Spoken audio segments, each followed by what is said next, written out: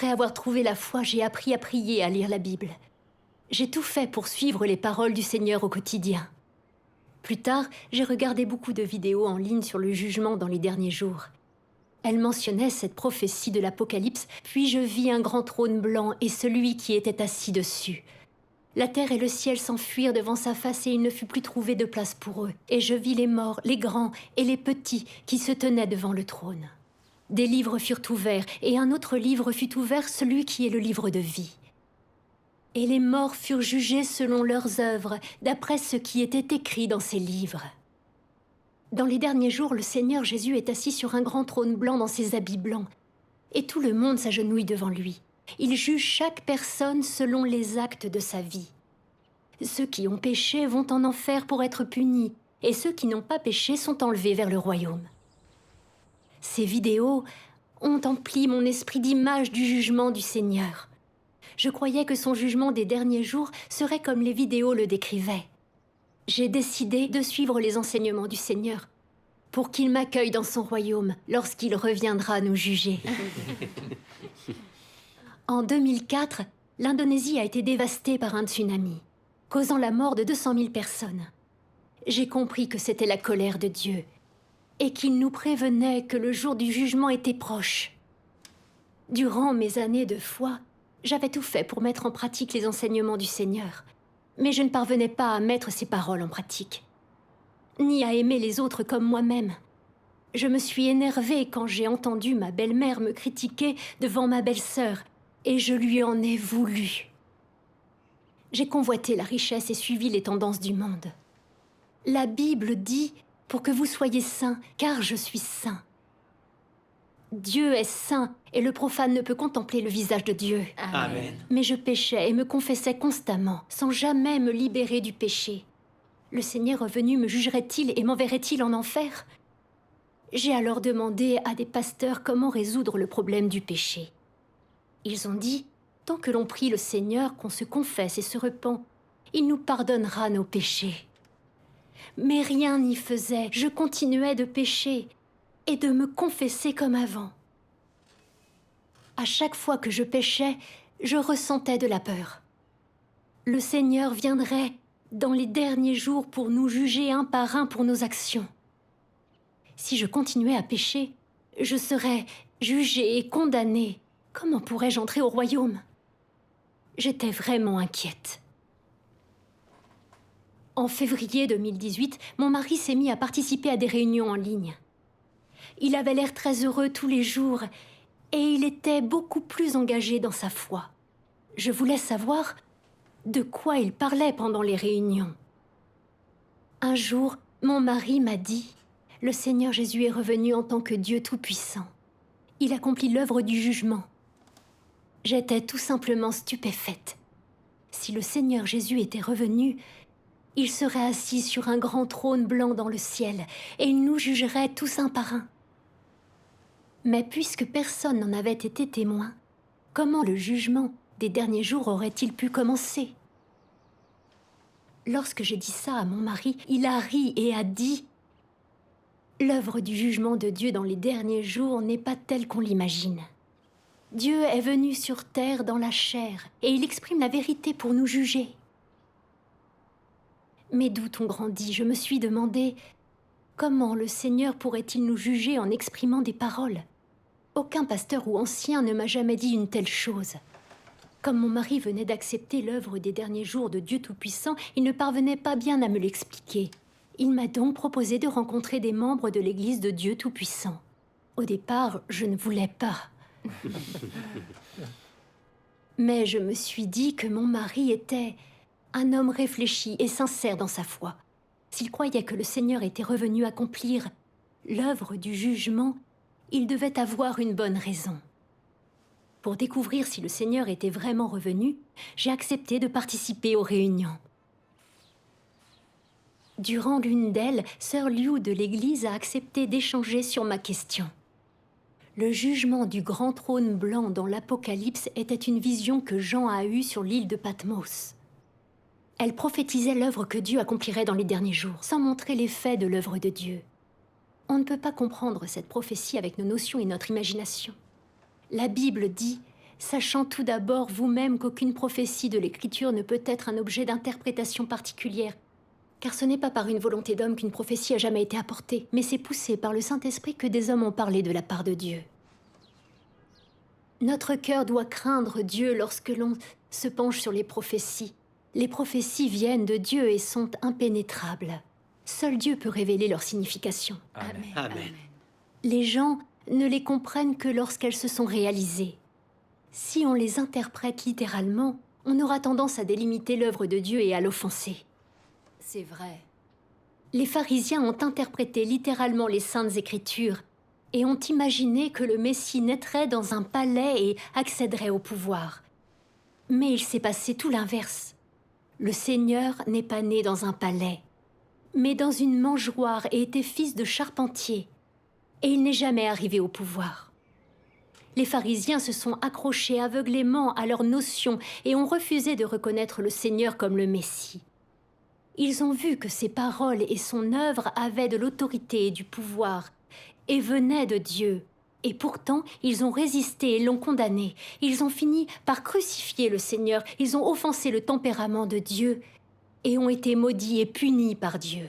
C'est vrai. Apprenons des pharisiens et ne tentons pas de comprendre les prophéties ni de délimiter l'œuvre de Dieu avec nos propres notions. Oui. J'ai trouvé l'échange de cette sœur très instructif et en accord avec la Bible. Les prophéties viennent de Dieu, et ses pensées sont plus élevées que celles de l'homme. La sagesse de Dieu est aussi plus élevée que celle de l'homme. Amen. Amen. Seul Dieu sait en détail comment les prophéties doivent se réaliser. Comment l'homme pourrait-il sonder l'œuvre de Dieu ? Exact. C'est vrai. J'ai compris que je ne pouvais pas délimiter l'œuvre de Dieu avec mes propres notions. J'ai demandé à la sœur, « Tu affirmes que Dieu s'est incarné et est revenu sur terre dans les derniers jours pour exprimer la vérité et réaliser l'œuvre du jugement. Qu'est-ce que cela signifie ? Quel est le lien avec le jugement du grand trône blanc dans la Bible ?» La sœur a cherché les versets suivants dans la Bible. Je vis un autre ange qui volait par le milieu du ciel, ayant un évangile éternel pour l'annoncer aux habitants de la terre, à toute nation, à toute tribu, à toute langue et à tout peuple. Il disait d'une voix forte, « Craignez Dieu et donnez-lui gloire, car l'heure de son jugement est venue. » Le Père ne juge personne, mais il a remis tout jugement au Fils. Et il lui a donné le pouvoir de juger, parce qu'il est Fils de l'homme. Celui qui me rejette et qui ne reçoit pas mes paroles a son juge. La parole que j'ai annoncée, c'est elle qui le jugera au dernier jour. Et dans la première épître de Pierre, car c'est le moment où le jugement va commencer par la maison de Dieu. Amen. Amen. Elle a ensuite échangé. Dans ces versets, on peut lire « Ayant un évangile éternel pour l'annoncer aux habitants de la terre. Car l'heure de son jugement est venue, et le jugement va commencer par la maison de Dieu. » On voit que Dieu vient sur terre dans les derniers jours pour accomplir son œuvre du jugement. L'un d'eux dit aussi « Mais il a remis tout jugement au Fils. » Fils de l'homme et fils désigne une personne née de l'homme et possédant une humanité normale. Comme le Seigneur Jésus. Bien qu'il ait une apparence ordinaire, il possède l'Esprit de Dieu et l'essence divine. Ni l'Esprit de Dieu ni son corps spirituel ne pouvaient être appelés fils de l'homme. Ces versets prouvent que Dieu s'incarnera comme le Fils de l'homme dans les derniers jours pour exprimer la vérité et accomplir l'œuvre du jugement. Et ce jugement débute avec la maison de Dieu. Cela signifie que ceux qui entendent la voix de Dieu et viennent devant son trône seront jugés les premiers. Elle a ensuite lu des passages des paroles de Dieu Tout-Puissant. Dieu ne juge pas les hommes un par un et ne teste pas les hommes un par un. Cela ne serait pas l'œuvre du jugement. Toute l'humanité n'est-elle pas également corrompue ? Toute l'humanité n'a-t-elle pas la même essence ? Ce qui est jugé, c'est l'essence corrompue de l'humanité, l'essence corrompue de l'homme par Satan et tous les péchés de l'homme. Dieu ne juge pas les défauts insignifiants et négligeables de l'homme. L'œuvre du jugement est représentative et ne vise pas une certaine personne en particulier. C'est une œuvre par laquelle le jugement d'un groupe représente le jugement de toute l'humanité. En effectuant personnellement son œuvre sur un groupe de personnes, Dieu dans la chair utilise son œuvre pour représenter le travail de l'ensemble de l'humanité, après quoi elle est progressivement répandue. Ainsi est également faite l'œuvre du jugement. Dieu ne juge pas un certain type ou un certain groupe de personnes, mais juge l'injustice de toute l'humanité, l'opposition de l'homme à Dieu, son irrévérence à son égard, la perturbation de son œuvre, etc. Ce qui est jugé, c'est l'essence d'opposition de l'humanité à Dieu, et ce travail est l'œuvre de la conquête dans les derniers jours. L'œuvre est la parole de Dieu incarnée dont l'homme est le témoin, sont l'œuvre du jugement devant le grand trône blanc pendant les derniers jours conçus par l'homme dans le passé. L'œuvre qui est faite actuellement par le Dieu incarné est exactement le jugement devant le grand trône blanc. Amen. Amen. Rendons grâce à Dieu. Je vais lire le suivant. D'accord. L'œuvre de la conquête d'aujourd'hui a pour but de mettre en évidence ce que sera la fin de l'homme. Pourquoi dis-je que le châtiment et le jugement d'aujourd'hui sont le jugement devant le grand trône blanc des derniers jours? Ne vois-tu pas cela? Pourquoi l'œuvre de la conquête est-elle l'étape finale? N'est-ce pas pour manifester la fin que chaque classe d'hommes recevra? N'est-ce pas pour permettre à tous, durant l'œuvre de la conquête, du châtiment et du jugement, de révéler leur vrai visage et d'être classés selon leur genre? Plutôt que la conquête de l'humanité, disons plutôt que cela démontre la fin réservée à chaque classe d'hommes. Il s'agit de juger les péchés des hommes et d'ensuite révéler leur classe, de décider ainsi s'ils sont méchants ou justes. Après l'œuvre de la conquête vient celle qui récompense le bien et punit le mal. Aux gens qui obéissent complètement, les totalement conquis, sera confiée la prochaine étape de la diffusion de l'œuvre de Dieu à l'univers. Ceux qui ne seront pas conquis seront jetés dans les ténèbres et subiront des calamités. Ainsi, les hommes seront classés selon leur genre, les méchants rassemblés du côté du mal pour être à jamais sans la lumière du soleil, et les justes rassemblés du côté du bien pour recevoir la lumière et vivre éternellement dans la lumière. Amen. Est-ce que je peux lire le suivant? Bien sûr. Beaucoup de gens ne se soucient peut-être pas de ce que je dis. Mais je veux toujours dire à chaque soi-disant saint qui suit Jésus que quand vous verrez Jésus descendre du ciel sur une nuée blanche de vos propres yeux, ce sera l'apparition publique du soleil de justice. Peut-être que ce sera un moment de grande excitation pour toi, mais tu dois savoir que le moment où tu seras témoin de la descente de Jésus du ciel est aussi le moment où tu descendras en enfer pour être puni. Ce sera le temps de la fin du plan de gestion de Dieu, et ce sera quand Dieu récompensera le bien et punira les méchants. Car le jugement de Dieu aura pris fin avant que l'homme ne voie de signe, quand il n'y aura que l'expression de la vérité. Ceux qui acceptent la vérité et ne cherchent pas des signes et donc ont été purifiés iront devant le trône de Dieu et seront étreints par le Créateur. Seuls ceux qui persistent à croire que le Jésus qui ne monte pas sur une nuée blanche est un faux Christ seront soumis au châtiment éternel. Car ils ne croient qu'au Jésus qui manifeste des signes, mais ne reconnaissent pas le Jésus qui proclame le jugement sévère et libère la vraie voie de la vie. Et donc il est certain que Jésus s'occupera d'eux quand il reviendra ouvertement sur une nuée blanche. Ils sont trop têtus, trop confiants en eux-mêmes, trop arrogants. Comment ces dégénérés pourraient-ils être récompensés par Jésus? Amen. Rendons grâce à Dieu. grâce à Dieu. La sœur a ensuite échangé. Dieu n'accomplit pas son œuvre du jugement dans les derniers jours comme on l'imagine. Dieu jugeant un à un les péchés des hommes agenouillés devant lui, avant de les envoyer au ciel ou dans les temps de feu. Si Dieu jugeait l'homme de cette façon, personne ne serait digne d'entrer dans le royaume. C'est vrai, c'est vrai. On est profondément corrompu par Satan et empli de tempérament satanique. En ayant foi en le Seigneur, on peut faire de bonnes actions, agir avec bonté, répandre l'évangile et travailler dur pour le Seigneur. Mais on a toujours une nature pécheresse. On continue à pécher et à se confesser sans retenir les enseignements du Seigneur. C'est vrai. Lorsque le Seigneur ne fait pas ce qu'on veut, on le blâme. on ment et on triche pour servir nos intérêts et notre prestige. Quand nos intérêts sont menacés, on hait les gens et on se venge. La Bible dit la sanctification sans laquelle personne ne verra le Seigneur. Des pécheurs tels que nous peuvent-ils entrer au royaume des cieux? Si Dieu nous jugeait et nous condamnait selon notre comportement actuel, ne serait-on pas tous punis et détruits? Si. Pour sauver l'humanité du péché une fois pour toutes, Dieu s'est à nouveau incarné en tant que Fils de l'homme, et il est venu en secret dans les derniers jours. Il est Dieu Tout-Puissant. Il exprime la vérité et œuvre pour juger et purifier l'humanité. C'est le jugement du grand trône blanc dans l'Apocalypse.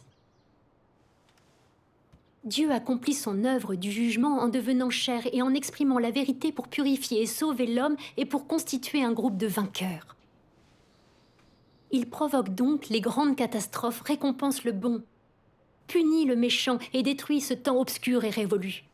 Enfin, il apparaît ouvertement à tous et son œuvre du jugement est alors accomplie. Oui. Car ces grandes catastrophes qui s'abattent n'annoncent pas le début du jugement du grand trône blanc, mais plutôt sa fin. Alors, tous ceux qui auront été purifiés de leur corruption par le jugement des paroles de Dieu lors de son œuvre secrète survivront aux catastrophes sous la protection de Dieu et il les conduira dans son royaume. Amen. Amen. Amen. Rendons grâce à Dieu. Ceux qui auront renié et condamné Dieu Tout-Puissant à l'époque de son œuvre secrète seront balayés par des catastrophes sans précédent pour être punis dans les pleurs et les grincements de dents. Cet échange a illuminé mon cœur. J'ai découvert que l'œuvre du jugement de Dieu dans les derniers jours n'était pas telle que je l'avais imaginée, avec Dieu assis sur un grand trône blanc, jugeant les hommes un par un et les envoyant soit au ciel, soit en enfer. L'œuvre du jugement de Dieu se fait par étapes. D'abord, il exprime la vérité pour déraciner la nature pécheresse de l'homme et le sauver, en lui donnant une chance de se repentir et de changer. Oui. Ensuite, il apparaît ouvertement pour récompenser la vertu et punir le mal. L'image du grand trône blanc que j'avais formé dans ma tête était la scène de la fin de l'œuvre du jugement de Dieu. Si j'attendais ce moment pour accepter l'œuvre du jugement des derniers jours de Dieu, il serait trop tard et je raterais ma chance de salut. Oui. Oui. J'ai compris que je devais étudier l'œuvre des derniers jours de Dieu Tout-Puissant. J'ai demandé à la sœur comment Dieu juge-t-il et purifie-t-il les gens avec ses paroles. Elle a lu un passage des paroles de Dieu Tout-Puissant. Je vais vous le lire. Très bien. Dans les derniers jours, le Christ utilise une variété de vérités pour enseigner à l'homme, exposer l'essence de l'homme et disséquer ses mots et ses actes. Ces paroles comprennent diverses vérités telles que le devoir de l'homme, comment l'homme doit obéir à Dieu, comment l'homme doit être fidèle à Dieu, comment l'homme doit vivre l'humanité normale, ainsi que la sagesse et le tempérament de Dieu, et ainsi de suite. Ces paroles sont toutes axées sur l'essence de l'homme et son tempérament corrompu. En particulier, ces paroles qui exposent comment l'homme rejette Dieu sont prononcées au sujet de la manière dont l'homme est une incarnation de Satan et une force ennemie contre Dieu. En entreprenant son œuvre de jugement, Dieu ne fait pas que préciser ce qu'est la nature de l'homme par quelques mots. Il l'expose, le traite et l'émonde à long terme. Ces méthodes d'exposer, de traiter et d'émonder ne peuvent pas être substituées par des mots ordinaires, mais par la vérité que l'homme ne possède pas du tout. Seules les méthodes de ce genre sont considérées comme un jugement. C'est seulement par un jugement de ce genre que l'homme peut être maîtrisé et forcé à se soumettre totalement à Dieu et acquérir de surcroît une vraie connaissance de Dieu. Ce que l'œuvre du jugement apporte, c'est la compréhension par l'homme du vrai visage de Dieu et la vérité sur sa propre rébellion. L'œuvre du jugement permet à l'homme de mieux comprendre la volonté de Dieu, le but d'ensemble de l'œuvre de Dieu et les mystères qui lui sont incompréhensibles. Cela permet également à l'homme de reconnaître et de connaître son essence corrompue et les racines de sa corruption, ainsi que de découvrir la laideur de l'homme. Ces effets sont tous causés par l'œuvre du jugement, car l'essence de cette œuvre est en fait l'œuvre d'ouverture de la vérité, du chemin et de la vie de Dieu à tous ceux qui ont foi en lui. Ce travail est l'œuvre du jugement faite par Dieu. Amen. Rendons grâce à Dieu. Elle a poursuivi son échange en disant « En exprimant la vérité pour accomplir son œuvre du jugement et de la purification de l'homme, Dieu ne se contente pas de quelques paroles ou quelques écrits. Au lieu de ça, il exprime toutes les vérités qui purifient et sauvent l'humanité. Tout à fait. C'est vrai. Il révèle comment Satan corrompt les hommes, comment il les sauve. Sur les personnes que Dieu bénit, celles qu'il élimine, qui peut être sauvée et accueillie dans le royaume, et plus encore. Il expose et dissèque en particulier la nature satanique de l'homme qui résiste à Dieu et révèle tous les tempéraments sataniques et tous les poisons que l'on porte en nous. Dans les révélations et le jugement des paroles de Dieu, on voit la vérité de notre propre corruption par Satan. On en vient à connaître notre nature pécheresse résistante à Dieu et sa source. Et on voit à quel point sont enracinés en nous des tempéraments sataniques tels que l'arrogance, la malhonnêteté, la méchanceté et le mépris de la vérité. C'est vrai, oui. Par exemple, on peut se dépenser pour le Seigneur et supporter d'être raillé et calomnié par les infidèles, sans jamais renier le Seigneur ni cesser de prêcher, même en prison, l'évangile de son règne. Mais lorsqu'une catastrophe nous frappe et que notre avenir est sombre, on se plaint et on en veut à Dieu. On regrette les efforts qu'on a faits et il nous arrive de renier et de trahir Dieu. On constate que tous nos efforts n'avaient pour but que d'obtenir la grâce et les bénédictions de Dieu et une couronne en récompense. Ces efforts sont impurs et on ne fait que pactiser avec Dieu et tromper le Seigneur. Oui. Oui. On ne comprend qu'à ce moment-là à quel point on est corrompu par Satan, qu'on ne vénère pas Dieu et qu'on est dépourvu de conscience et de raison. En expérimentant le jugement et le châtiment de Dieu, on commence à connaître son tempérament juste et majestueux. C'est vrai. C'est vrai. On se met à vénérer Dieu, à se détester vraiment. On devient prêt à renoncer à la chair et mettre la vérité en pratique. On commence à être lavé de nos corruptions et à vivre une vraie ressemblance humaine. Rendons grâce à Dieu. Ceux qui ont été jugés par les paroles de Dieu pendant des années savent au fond de leur cœur que le jugement de Dieu peut réellement purifier et changer les gens. Et que c'est de l'amour et un salut pour l'homme. Amen. Grâce à notre échange, j'ai vu à quel point l'œuvre de jugement de Dieu est concrète. En fait, Dieu exprime des paroles pour juger et exposer nos corruptions et la source de nos péchés, pour nous montrer comment changer, nous purifier et nous sauver. Avant, lorsque je péchais, je demandais juste au Seigneur de me pardonner, mais je ne pouvais pas m'empêcher de pécher de nouveau, car je n'avais pas accepté le jugement de Dieu dans les derniers jours. J'ai désormais trouvé la voie pour me débarrasser du péché et être purifié. Rendons grâce à Dieu. J'ai beaucoup lu les paroles de Dieu Tout-Puissant ensuite, ainsi que de nombreux témoignages de frères et de sœurs. J'ai la conviction que les paroles de Dieu Tout-Puissant sont la vérité et peuvent purifier et changer les gens. Oui. J'ai reconnu Dieu Tout-Puissant comme étant le Seigneur Jésus revenu et j'ai accepté l'œuvre des derniers jours de Dieu Tout-Puissant. Amen. Rendons grâce à Dieu. En y repensant, je vivais dans mon imagination quand j'attendais que le Seigneur vienne pour le jugement du grand trône blanc. Je ne savais pas que Dieu était déjà revenu en secret pour exprimer la vérité et débuter l'œuvre du jugement en commençant par sa maison. J'ai presque manqué le salut des derniers jours de Dieu. C'est vrai. Je remercie Dieu pour la miséricorde et la gentillesse qu'il m'a accordée en me laissant entendre sa voix, être élevé devant son trône et accepter d'être jugé et purifié devant le siège du Christ. Rendons grâce à Dieu Tout-Puissant. Amen. Grâce à Dieu. Grâce à Dieu. Dieu soit L'œuvre du jugement dans les derniers jours sauve vraiment l'homme. Bien sûr.